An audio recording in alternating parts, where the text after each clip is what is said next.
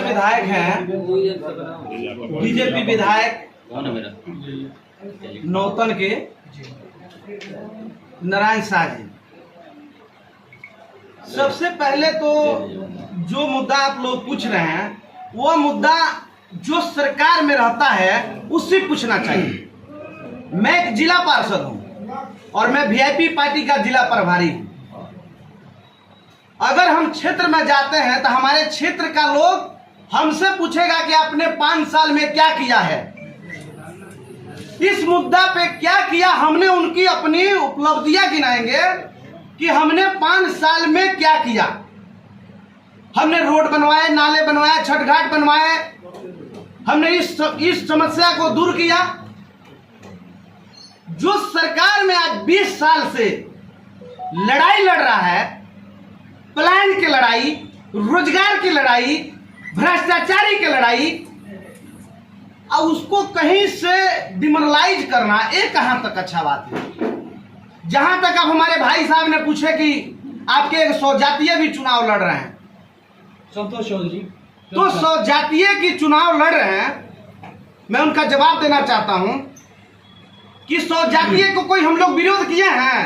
आज 100 जातीय तो जात पात की राजनीति नहीं कर रहे हैं। उनका नेता वो तो जात पात की राजनीति नहीं कर रहे हैं, तो जात पात से तो कोई फर्क ही नहीं है। उनका अगर कहीं वोट अगर मिल रहा है, चाहे कोई कर रहा है, हमारा वीआईपी का नेता उनका अगर एक भी जगह कोई विरोध किया है तो आप बता दीजिए क्यों विरोध करेंगे भाई। वो एक मुखिया है, उनका हम क्यों विरोध करेंगे। जो सरकार में रहते हुए जो विधायक आज 15 साल से बने हुए हैं, या सरकार में आज 25-30 साल से सांसद बने हुए हैं, हम उनसे तो सवाल पूछेंगे जे आपने क्या किया। आप लोग देखे होंगे यहाँ पे जहां कितना त्राही बॉम्बे था, जो दरियाओं कटिंग करते आ रहा था, दरियाओं काट रहा था, बंद काट रहा था। सब लोग आप इतना बताइए, डबल इंजन का सरकार आपका यहाँ 20 साल से चल रहा है, कभी इधर कभी उधर। आप एक पुजहा को पक्कीकरण बांध नहीं कर पाए, तब जाकर वहां लोगों को आश्वासन देते हैं अब की बार में करेंगे, अब की बार में करेंगे। अरे कितने बार आप झूठा वादा करिएगा भाई, ये वादा थोड़े ना चलने वाला है। आपने जो काम किया उसकी उपलब्धि गिनाइए। हमारे नेता आदरणीय तेजस्वी यादव जी ने अगर 17 महीना में नौकरियां दिया, सब चीज किए, उसका उपलब्धि गिनाते हमने यह चीज किया। हमारे सन्नप मला आदरणीय मुकेश सहनी जी ने, ये आप देखे होंगे जब मत्स्य मंत्री थे, वो पशुपालन मंत्री थे, तो जो सुधा केंद्र है उनकी योजना ले आया हुआ है। और इतना ना योजना पे वो काम करना चालू किए, जिस सरकार में जो एनडीए की सरकार है उनको हजम नहीं हुआ। यह ऐसे हजम नहीं हुआ कि एक अति पिछड़ा का बेटा इतना आगे निकल रहा है, इसको डिमोरलाइज किस तरह किया जाए। यह सरकार ने डिमोरलाइज किया और उनको कहीं का भी नहीं छोड़ा। हमारे विधायक को खरीदने का काम किया। ये कहां तक उचित है भाई। मैं आप सभी मीडिया बंधुओं से पूछना चाहता हूं, आप सभी ने, जनता ने, जनार्दन ने, मतदाता भाइयों ने अपने प्रतिनिधित्व करने के लिए एक प्रतिनिधि को चुनता है, चाहे वो पंचायत का हो या विधायक हो या एमपी हो। उसको लोग अपना नेता बनाता है कि मेरी हक अधिकार की लड़ाई लड़ेगा। यह एनडीए के सरकार में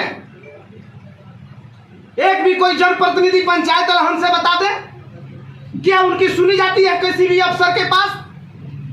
कोई भी अफसर, अगर कोई भी विधायक बता दे क्या उनको उनकी बात को सुनी जाती है उनकी सरकार में।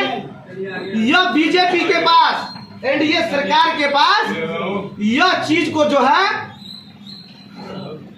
एक नियम कायदा कानून है कि आपको क बोलना है तो क बोलना है, ख बोलना है तो ख बोलना है, उसके अलावा कुछ और नहीं बोलना है। मीडिया पर कि हम ब्लॉग से खत्म कर देंगे, उन्हीं के बेटे का वीडियो आ रहा है, इस पे क्या कहेंगे। अरे देखिए, यह चीज भ्रष्टाचारी हमने अपने कान से सुना हुआ है, अपने आंख से देखा हुआ है कि जो मत्स्य पालन की ऑफिस है उसमें वो गए उनके बेटा। हमारे निषाद समाज को एक ऑटो रिक्शा मिल रहा था, पिकअप, ये सभी को मिल रहा था एक अनुदान, 90% अनुदान पे। मैंने अपने आंखों देखा हुआ बात आप सभी से बताता हूँ। हम भी गए कि भाई मैं भी निषाद का बेटा हूँ, चलता हूँ, आवेदन करता हूँ या किसी को करवा देता हूँ। हमने जब गए तो भाई विधायक जी का बेटा इतने मोटा मोटा सोना का चैन पहने हुए हैं, पिस्टल लिए हुए हैं, और जो है कि उसको 1500 रुपया निकाल कर दे रहे हैं कि भाई लीजिए हमारा काम कर दीजिए। बताइए हमारा काम कैसे होगा? उनके पास पावर भी है, शक्ति भी है और पैसा भी है, तो मेरा सुना जाएगा? ये हकदारी अब चलने वाला नहीं है। यह महागठबंधन की सरकार बनने जा रही है और इसमें कई दो रहमत की राह नहीं है। और आप सभी से मैं वादा करता हूं, जैसे सरकार की बदलाव की लहर है, सरकार नया बनेगा और उसके बाद सब चीज प्लान खत्म होगा। तो इसका मतलब अभी अभी आपने जो कहा है कि मंत्री के बेटा जेब से 1500 रुपए निकाल के दिया अधिकारी को, इसका मतलब आप सीधे तौर पे ये कह रहे हैं कि बिहार के अधिकारी घूसखोरी में अव्वल। अरे मैं तो यार हमेशा स्पष्ट रूप से कहता हूँ, मैं जिला पार्षद हूँ ना, मुझे 4 साल हो गया जिला पार्षद रहते हुए, और मैं जब अपनी अधिकार की खोजना चालू किया तो मुझे जेल भेज दिया गया इस सरकार में। मैं जेल भी गया, और मैं किसके लिए जेल गया भाई? मैं अपनी हक और अधिकार के लिए लड़ाई लड़ रहा था। इस अधिकारी ने हमको जेल भेज दिया कि अब भाई आपकी प्रतिनिधि का कोई बात सुना नहीं जाएगा। और यही लालू यादव की जब सरकार थी, हर प्रतिनिधि का आवाज एक बुलंदियों से सुना जाता था।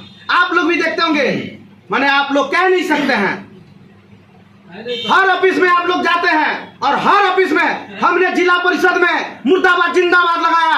डीएम ऑफिस के सामने किसी भाई ने हमारे न्यूज को न्यूज चैनल पे नहीं चलाया। ये मुझे बहुत दुख है जो आप सभी के सामने में कह रहा हूँ आज। क्या इस ऑडियो वायरल पे उन पे कार्रवाई होनी चाहिए? ऑडियो वायरल में कौन सा आइडिया वायरल? अरे तो देखिए वो तो आप देखेंगे पूरा वायरल था, सरकार भी देखा, उनपे तो मैं चाहता हूं कि कार्रवाई हो। मैंने वो तो कहना कि भाई किसी ने मेरा कॉपी करके चला दिया है, तो उसमें मैं क्या कर दूं? जांच होनी चाहिए ना, जांच होनी चाहिए। तो मैं मांग करूंगा मीडिया बंधु के द्वारा अपने सरकार से जो इस पे जांच हो और जांच करके उचित कार्रवाई हो, भ्रष्टाचारी दूर।